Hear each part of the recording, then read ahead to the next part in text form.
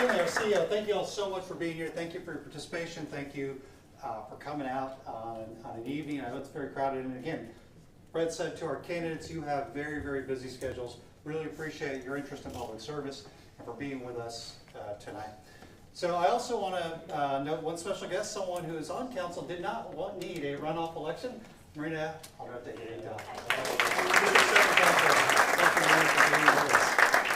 Thank you all. And I also want to note Aaron Bly, who is our Government Affairs Chair this year, and Casey McGregor, who helped out quite a bit on this event. So what we're going to do in the interest of time, because I know you all have tight schedules, we're going to keep this very, very quick, very, very snappy.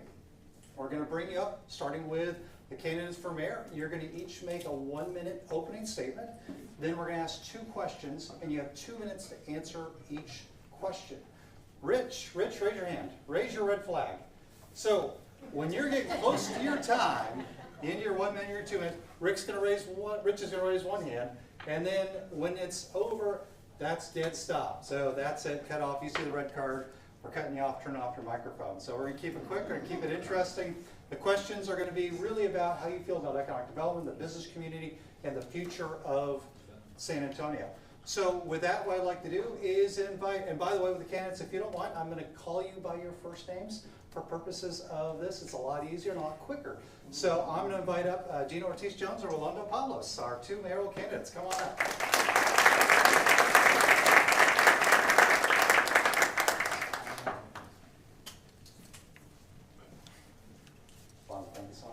We're going to take a quick picture at the start of that. That's really tall. So I am not in this conversation. We'll stand on either side. Caitlin, here's, got the camera? Perfect. Thank you so much.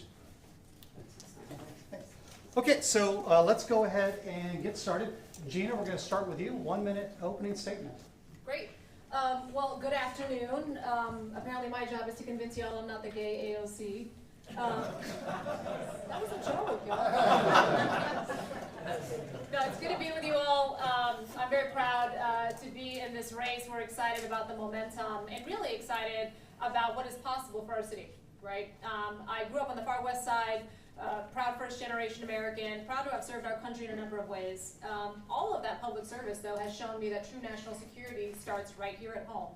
And so when we talk about economic development, I look forward to working with this community and frankly bringing in many of the perspectives that I've had a chance to engage with. Had breakfast with Jeff this morning and talking about some of the chamber priorities, spent some time literally in Jenna's last hours with Greater SATX, and then I was very thankful that Leo and his team were able to spend some time in thinking about what's possible, right, on this south side. So economic development, look, government doesn't create jobs. We certainly create the conditions, though, to make sure that we can attract businesses and keep talent here. And that's what I'd be focused on as your next mayor. So thanks for taking some time today and look forward to your questions. Thank you, Gina. Rolando.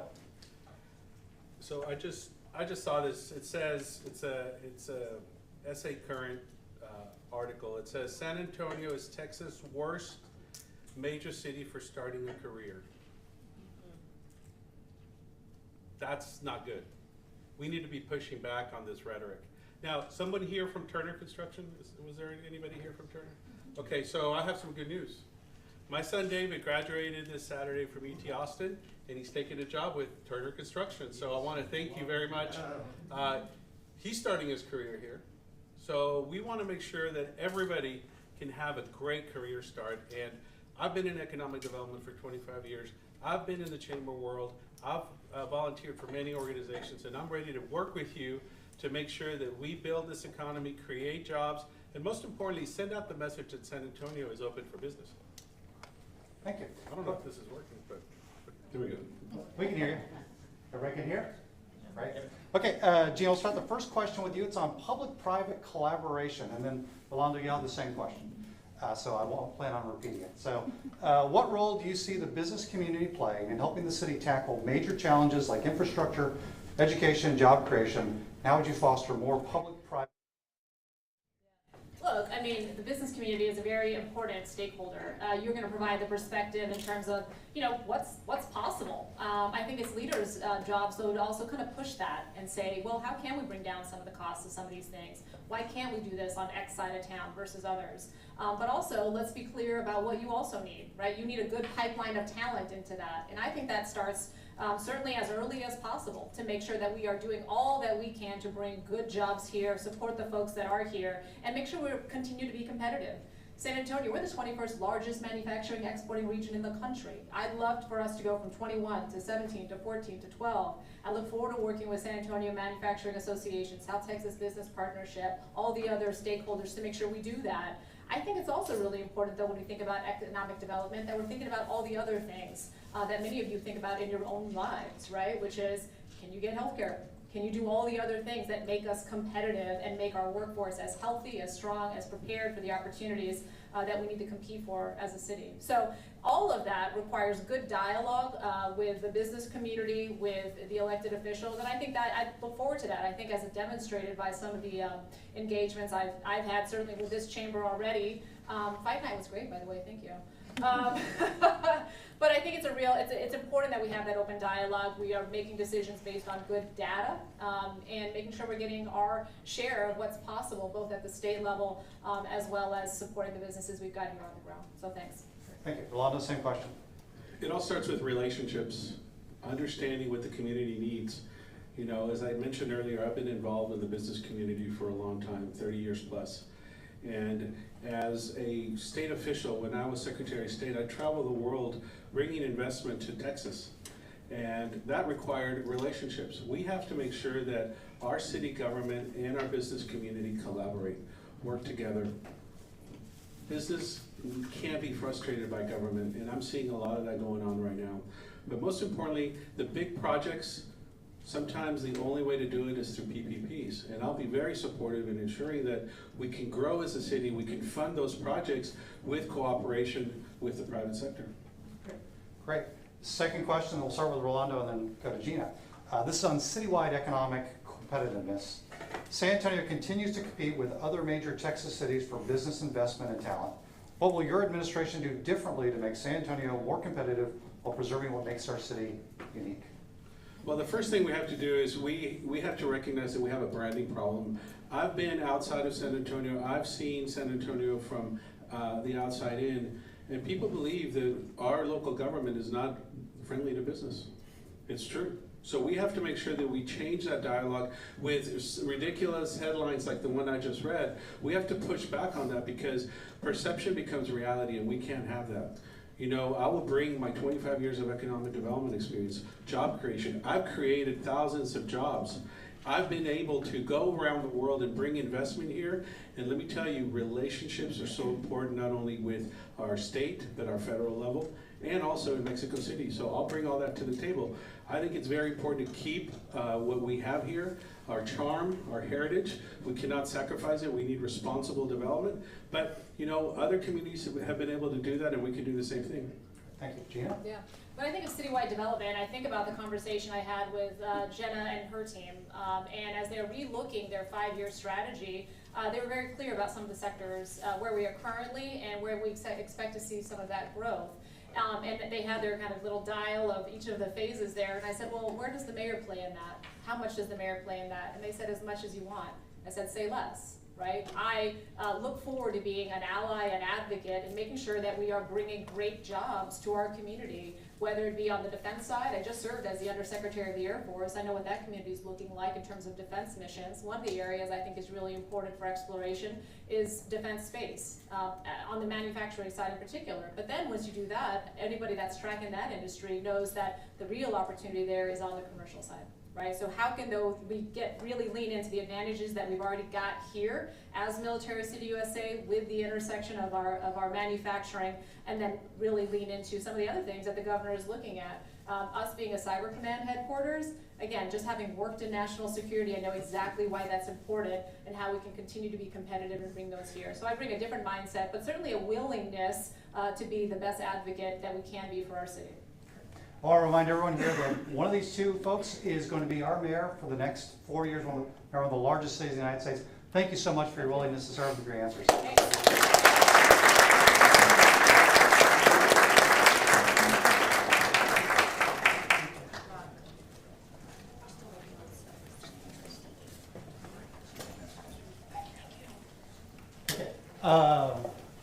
D6. Oh, okay. So, since we do not go in numerical order here, we're going to jump to District 8, Evilise and Paula. So, we're inviting up to the stage Paula McGee and Evilise Mesa Gonzalez. And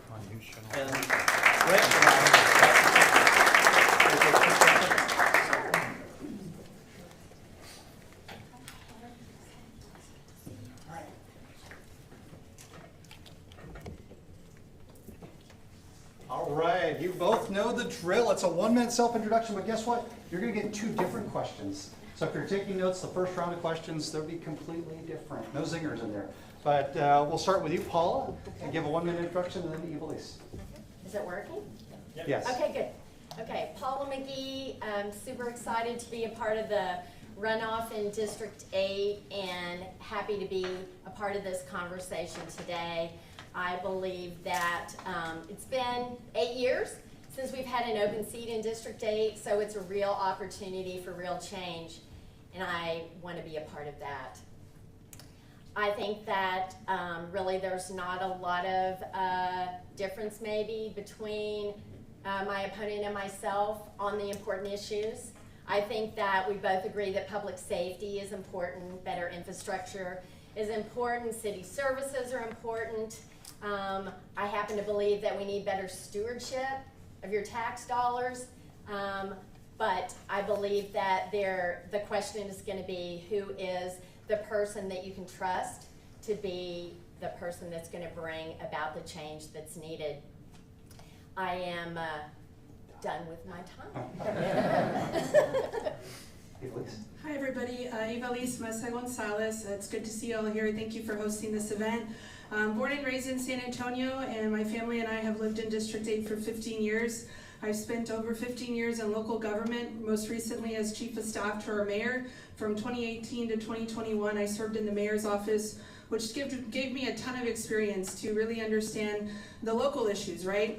Folks that were coming in and out of City Hall, residents, business leaders, folks doing business with the city. So it really gives you a great perspective. Really proud of the endorsements we've received throughout this campaign from the San Antonio Police Association. Today, our firefighters endorsed me, and we walked away with 40% of the vote in the runoff. So we feel really proud of that work. It's a testament to the work that we did on the campaign. And really, District 8 is a district with large corporations like USA and Valero. We've got a public university that's growing. We've got 27 parks. We've got strong neighborhoods, a medical center, and so I want to protect everything that is there. So thank you for having us, and I look forward to answering any questions. Thank you. First question is on workforce development and economic mobility. Start with Evilise, and then Paul, you'll have the same question. So Evilise, District 8 encompasses significant employment hubs like Medical Center and UTSA. How would you collaborate with these institutions and stakeholders to enhance workforce development programs, ensuring residents have access to training and employment opportunities aligned with the district's evolving economic landscape? Yeah, so all of that. Yeah, I mean, it's really about just keeping the door open to the businesses in District 8, like I said, USAA, Valero, our medical center, UT Health. Those are all businesses that, I mean, you're talking over 30,000 employees, right, that are in and live in District 8 too, right? These are folks that are really making their homes in District 8, building families in District 8, and so they don't encompass just the work that they do, but they encompass the life that they have chosen to live in District 8. So it's really about protecting those businesses, making sure that they have an open door to my office, making sure that I keep up with the growth that they're experiencing, and go from there. So yeah, absolutely want to support. Those are, I mean, everything you listed, right? We can't be San Antonio without them. And we can't be District 8 without them either. So those are all important pieces that make up District 8. Great, thank you. Paula, same question. Yeah, so workforce development, and that is, of course, just a really important topic across the city. Very excited about all of the growth that is going on in District 8 and that we can anticipate with this new merger that's going to happen between UTSA and the medical school and all that that's going to bring. And the pipelines from education into job creation in District 8 is going to be really so important for not only the district, but our city and the region itself. Workforce development is certainly a critical issue across the community in all different places. We all know the importance of education in that, and having these pipelines through our education system into jobs and bringing employers here that we are going to be able to have our children be able to grow into careers if we want to have them stay in our city. So very excited about the opportunities for growth in District 8 and want to be supportive of that. As a business person, I understand business issues here and just the importance that job creation plays for all of us in our community. So, Thank you, Paul. The second question is on equity lens budgeting, and we're going to start with Paula, and then Elise will answer. Okay, San Antonio's city budget now employs an equity lens, allocating resources based on community needs rather than equal distribution across districts, which is the way we used to do it. As a representative of District 8, how do you perceive this approach? How would you ensure that District 8 receives appropriate resources while supporting investments in historically underserved areas? Paula.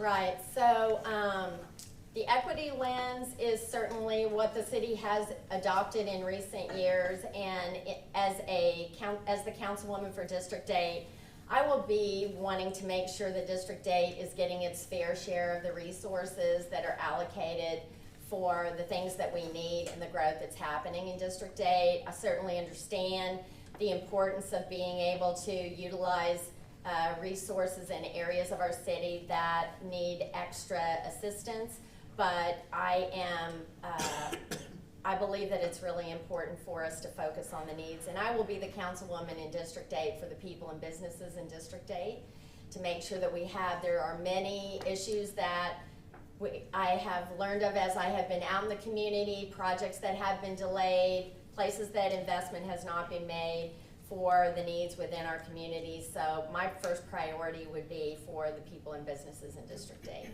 you, Paul. Elise, same question. So for me, I think being in the mayor's office, I went through 3 city budget cycles, so sitting there as your councilwoman will be my 4th. So I have an understanding of the equity budget, but being a council member is different, right? Sitting in that chair on the dais. And so getting a kind of a refresher on that budget process is important to me, and making sure that residents understand what that budget looks like, and not telling you to know what line 10 and page 400 looks like, but just really comfortable with where and how we're spending our money. District 8 has a lot to, whether it's stormwater, drainage projects, Prue Road. If you say Prue Road in District 8, everyone comes undone because it's a project that, I mean, is taken quite a long time. So there's real experience with how that money is being spent, and Prue Road is a prime example of that. But I think for me it's about, I do think how we're budgeting is working, but that's me here, sitting in that chair, learning more about that refresher. I think is important to me, and making sure that District 8 residents are getting their fair share, of course. I mean, that's what we want, that's what we're there for, so, yeah. Well, great. I'm a District 8 resident, so I'm very, very excited. Thank you both so much for your service. Thank you for being here tonight, and good luck. Thank you.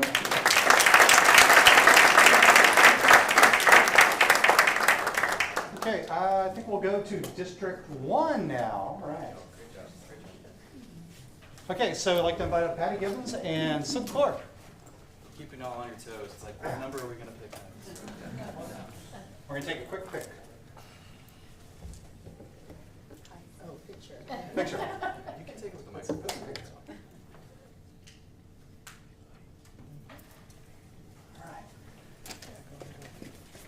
So I'm a District 8 resident. I'm a former District 1 resident. I used to live in Monte Vista, so I'm looking forward to your answers on this.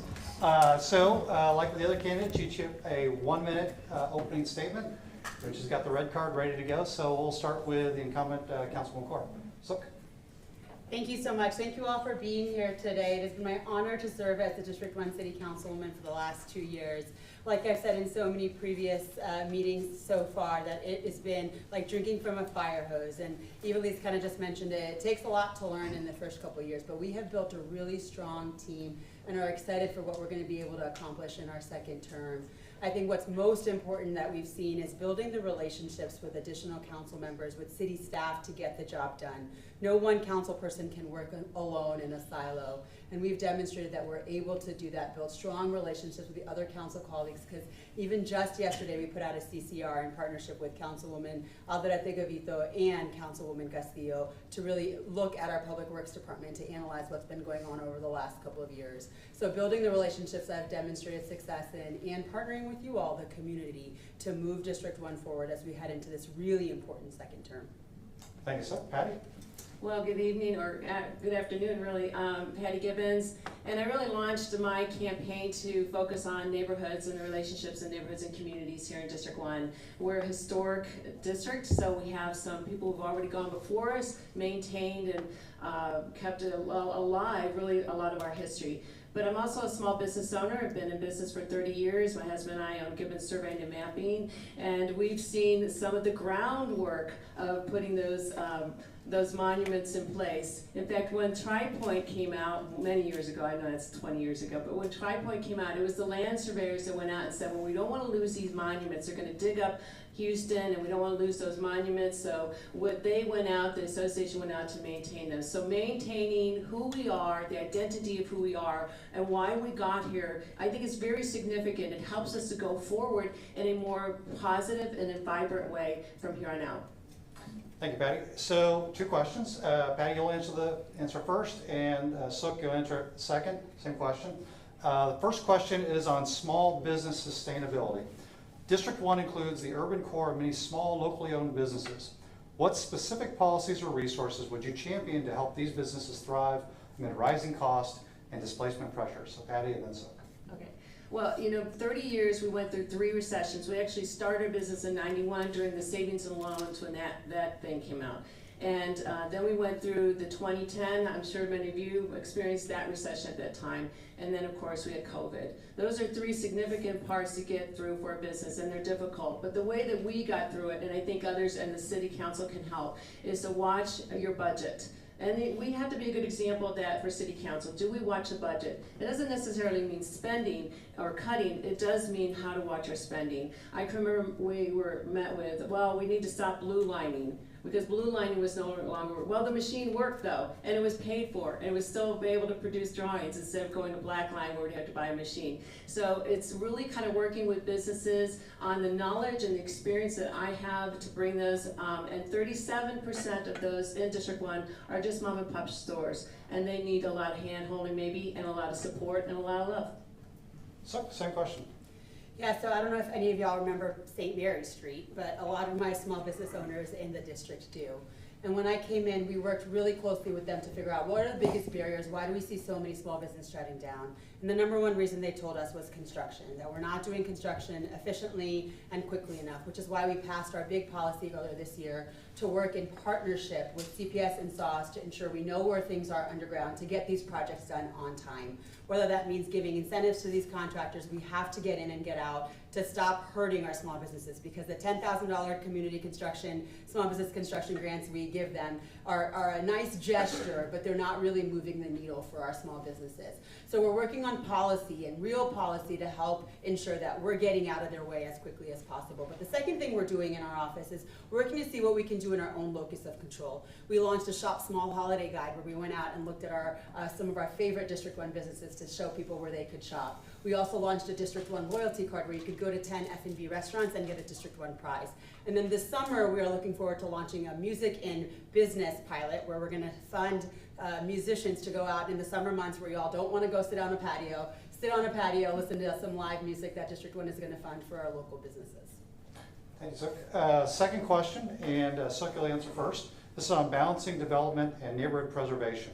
With ongoing developments like the proposed downtown stadium and transit-oriented projects, how do you plan to balance the need for economic growth, the preservation of District 1's historic neighborhoods, and the prevention of resident displacement? Absolutely, it's a great question. This is what I've been saying the District 1 council person has to be able to do. We have to be able to preserve what the culture is that made San Antonio so beautiful and great, while still allowing for increasing in the population that's going to double in size in the next 10 years.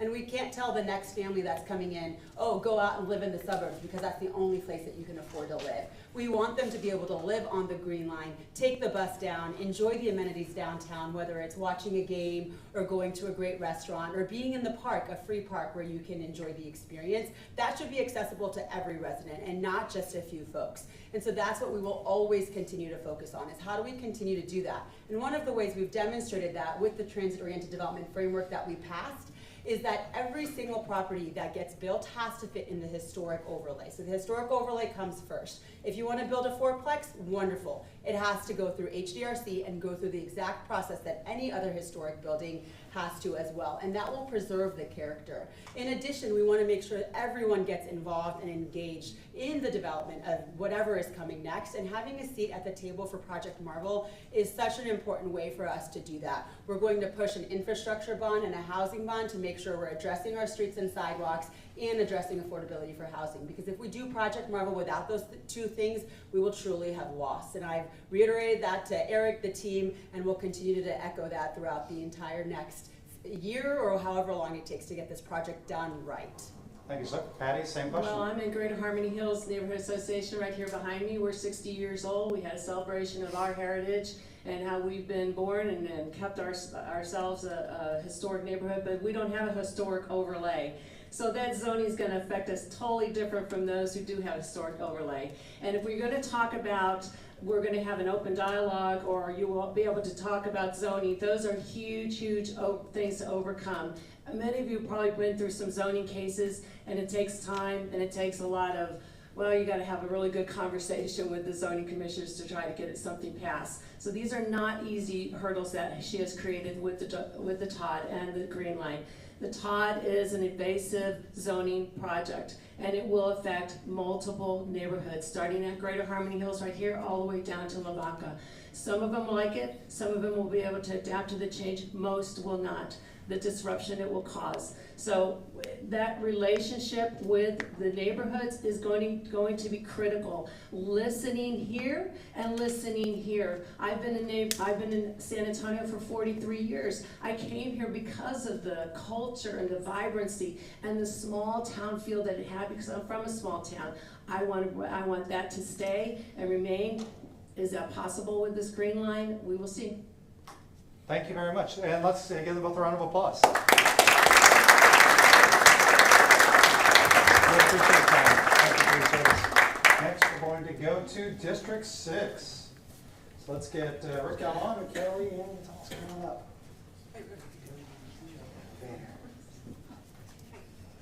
Yeah. Pose for a quick picture.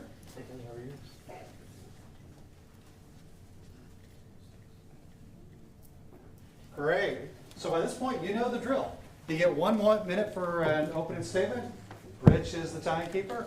Kellyanne, we'll start with you. I wanted to, I don't know if it's on. It should be on. Hello? Hello? Can you Well, hear it's me? on. Hello? There you go. Yeah. Okay. Good afternoon, everybody. My name is Kellyanne Gonzalez. I am born and raised in District 6, and I am a proud small business owner myself. I have a screen printing company that I started all on my own, didn't take out any loans, just bought my equipment little by little. And I also come from a family of entrepreneurs. My family opened their first restaurant here in San Antonio in 2000, Fajita Taco Place off of McCullough. Several of you might have been there. And we opened our second location in 2010. My family also owns HVAC businesses, construction businesses, pet stores. So I understand oftentimes the thin margins that our local businesses, profit margins that they operate off of, but also the benefit and the services that it brings to the community and how important they are. And making sure that whatever decisions we are doing in City Council are not adversely affecting our small businesses. Thank you. Rick? Yeah, thank you so much for having us here today. I'm really excited to be here with everybody. My name is Rick Galvan. I'm running for San Antonio City Council District 6. I was born and raised District 6 in the Pepper's Meadow neighborhood, just outside 410 near Ingram Park Mall. Proud graduate, Northside ISD Public Schools in the district, graduating from Holmes High School. Went on to UT Austin to earn my bachelor's degree, and came back home to make sure that we were continuing to do this hard work, keeping our city a safe, affordable, and quality place to live in. I got involved in my neighborhood association, Pepper's Meadow, where I grew up, being able to work together with neighbors throughout the entire neighborhood to figure out ways that we can keep our streets safe, make sure our parks are up to date, and work together with our local businesses in the community to really advertise them and get them on the map and make sure that we're buying local in our community as much as we can. It is because of the work that I've been able to do as a neighbor association president, as well as working at city council right now with District 5, that I've learned a lot about making sure that we have good collaboration between both the private sector and the public sector, but so too with many others on council as well, working with one another to make sure that we're getting these jobs done, getting the policy that we need to really assist our working families. And so that's what I'm going to be focused on doing. Great, thank you. 2 questions as always. First question is going to be about infrastructure and growth. Kellyanne, we're going to start with you, and then Rick, you'll answer the same question. District 6 continues to experience rapid residential and commercial growth. What are your top infrastructure priorities, and how would you ensure the area's roads, drainage, and utilities can keep pace with development? So yes, District 6 is actually the fastest growing district in the city.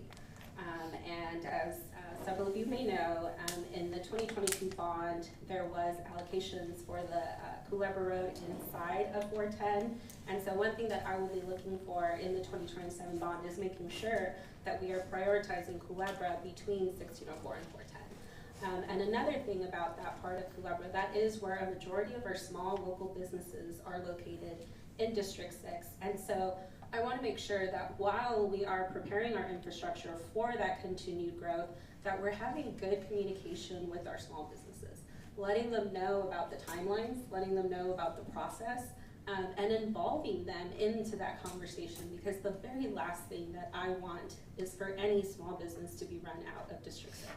Thank you. Thank you. Rick, same question. Yeah, no, I think it's really looking at ways that we can, one, streamline our services for infrastructure development throughout our entire city. We see a lot of these kind of concerns, not only within the inner city, but also the outer rim of the 410 up to 1604 too, where project delays are really kind of slowing things down for our folks. We're trying to get to and from work, trying to make sure that folks are able to get the material they need to their small businesses or to the larger businesses as well. And so making sure that we are working with the Public Works Department to effectively deliver these services is really important to me.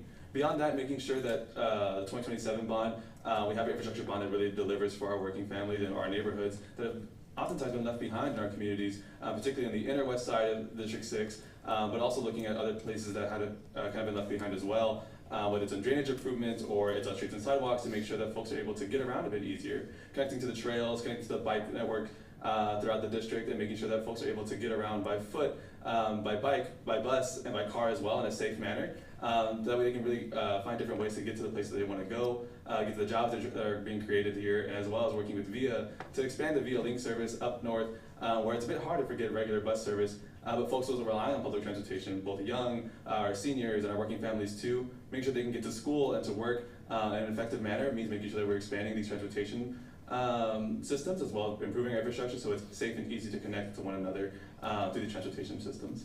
Great, thank you. Second question relates to community safety. We'll start with Rick first, and then Kellyanne. Both of your campaigns have emphasized the importance of public safety and access to services. How would you strengthen community safety in District 6, whether through police resources, mental health services, or other neighborhood-based initiatives?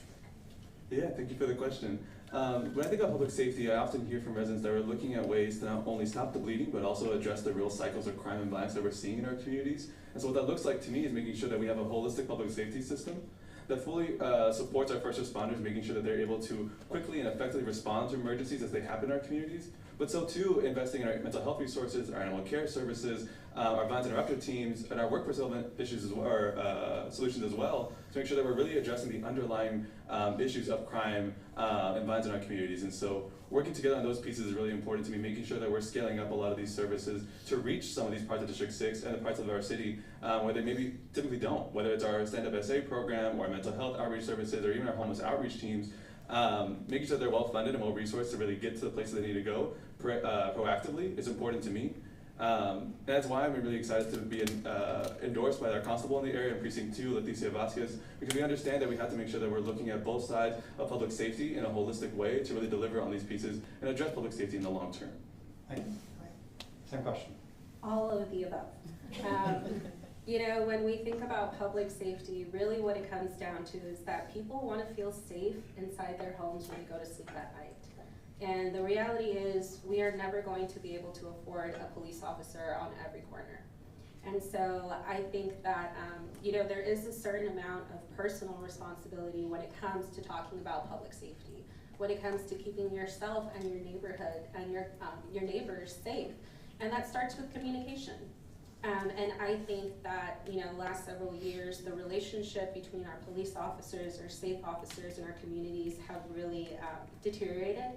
And so I think that one of the focuses needs to be repairing that relationship, making sure that people in their homes know who their safe officers are, know who their neighborhood watch is, and bring back the Citizens on Patrol program. Another thing, yes, 100% mental health services. A lot of our youth experienced some very hard times during COVID, and I think a lot of them are still recovering. And so 100% we need those mental health services, but also something as simple as street lighting. Oftentimes we just need that lighting in those areas, like our cluster mailboxes that are experiencing theft, to deter that crime. But to Rick's point as well, you know, we do need to tackle the causes, the root causes of crime. So many of our young kids now, you know, when they get off of school and they go home, there isn't a parent there waiting for them because both of their parents have to work, and sometimes both of their parents have to work 2-3 jobs. And so we need to make sure that as a community we are investing in our future, which is our children, making sure that they have a safe space to go to after school, so that they're not falling into the wrong crowd, so that they're not, so that they're staying safe and staying on a path that is going to make them good, productive citizens of our city. Thank you. Great. Thank you so much. Thank you for your service.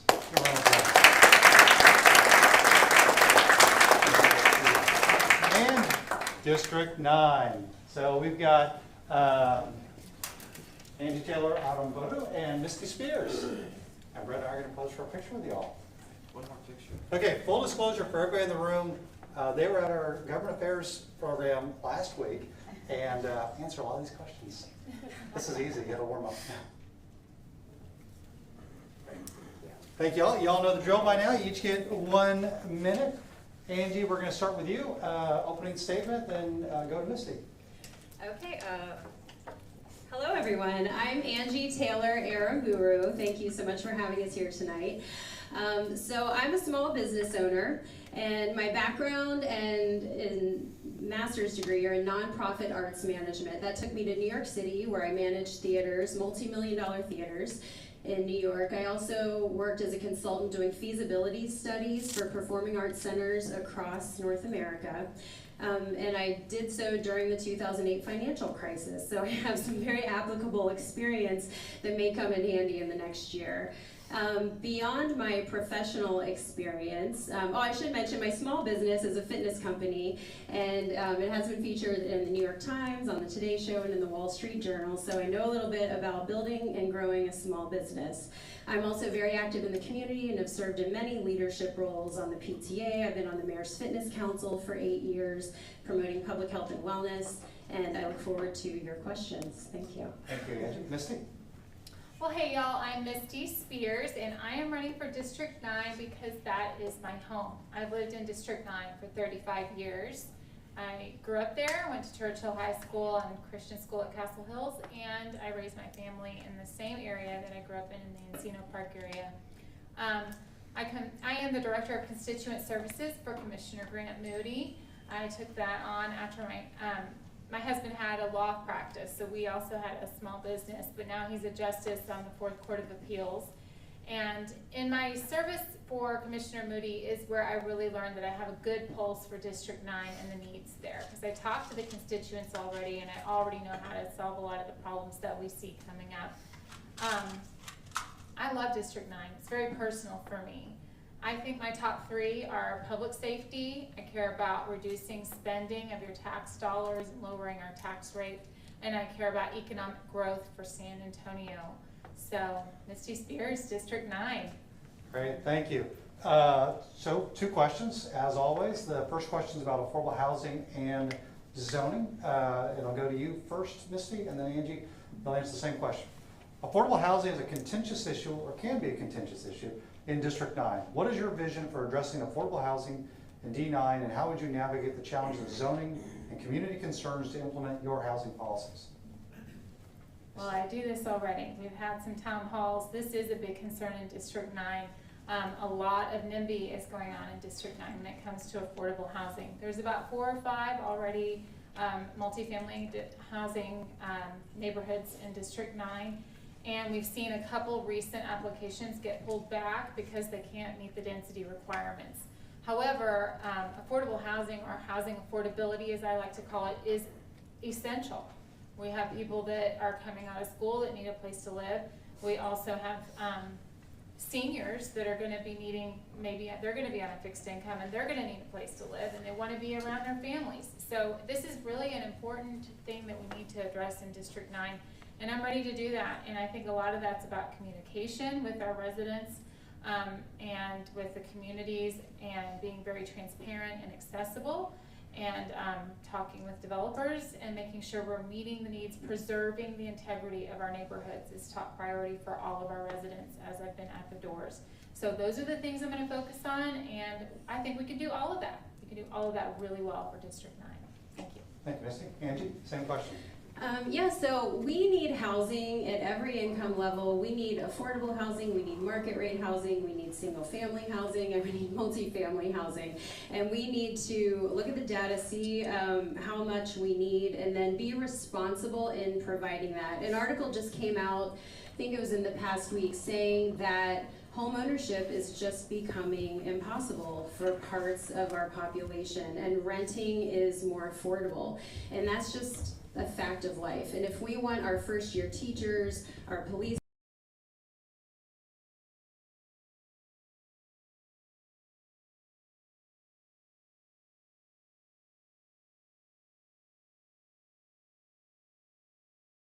partners, which provides services to residents in affordable housing units. I've attended the TAP conference, so I have a good understanding of how affordable housing works, what it is and what it is not. There is a lot of misinformation out there, and I've learned that communication is key when working with communities, because we want to maintain our beautiful neighborhoods. That's why people move to District 9. We love our neighborhoods. We want to maintain the integrity of those neighborhoods, and it requires early and thorough communication between the City Council office, the developers, and the communities. Thank you, Angie. Next question, we'll start with you, Angie, and then Misty will have the last piece of it. Infrastructure and public safety, which is obviously a big, big topic in District 9. You both have acknowledged the need for improved infrastructure and public safety in District 9, including the proposal for a new fire station north of Loop 1604. What specific infrastructure projects would you prioritize to enhance public safety and accommodate the district's growth, and how would you propose to fund these initiatives? Okay, yeah, so from what I've seen, we have not kept up with growth in terms of public safety infrastructure in District 9. There's been a lot of growth north of 1604, and we really need another police substation up there along the 281 corridor to be more accessible and to reduce response times. We have citizens in the northeast quadrant of District 9 that are paying city taxes and getting services from the county, so they're not even getting the service they're paying for. So we could certainly use another fire station in our district to, again, reduce response times. Anybody that drives in District 9 knows traffic can be a big issue. We don't have a lot of travel points throughout there. So we just need a new substation, a new fire station. Those would be through the bond. I think we should prioritize those because safety is key. People don't want to move into or invest in communities they don't deem safe. And when you need the EMS, when you need fire, you want them there quickly, and that's important, and we need, as a city, that should be our top priority. Misty, same question. Well, I will say I am very proud to have the endorsement of the San Antonio Police Officers Association, as well as the San Antonio Fire Department and our Deputy Sheriff's Association of Bexar County. And this is our top priority. We've been hitting all the doors, and this is our neighborhood's top priority as well. I see that we need more boots on the ground. and we're competing with other metroplexes to get those boots to San Antonio. San Antonio is a wonderful place to live, but we have to continue to maintain San Antonio in that way and attract talent here. That doesn't always just mean an increase in pay. They also need mental health support, and then good facilities, everything you would want in any job. Those are the things that you need to provide for fire and for police. We do need additional facilities on the north part in District 9, and I think we can do that through bonds as well. But we also need some good parks. We're short on parks. We also need to be maintaining our assets that we do have.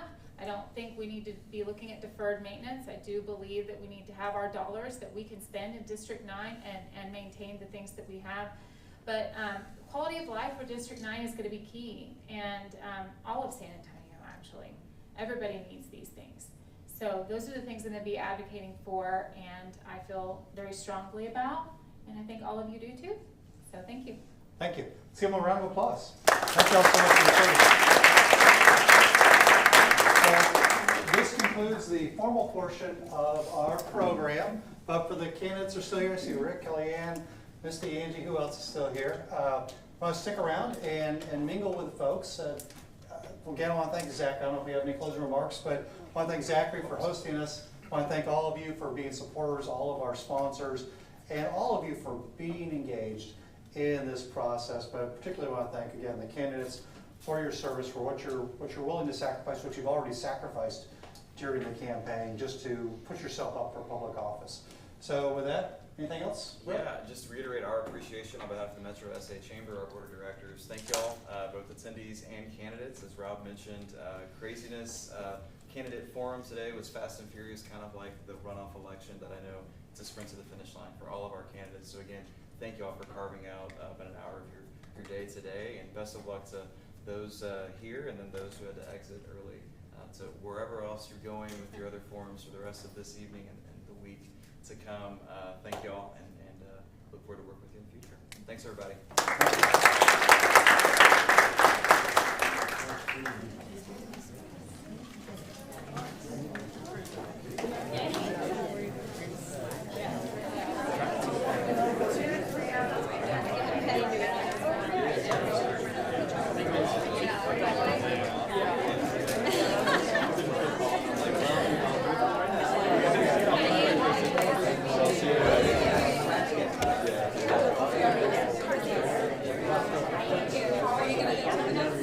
Oh, okay.